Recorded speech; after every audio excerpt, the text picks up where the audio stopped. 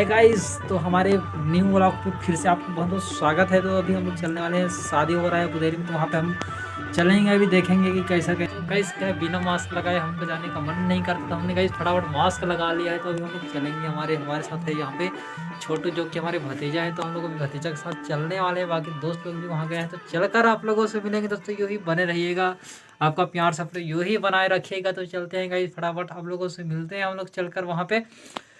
तो चले गाइस फटाफट।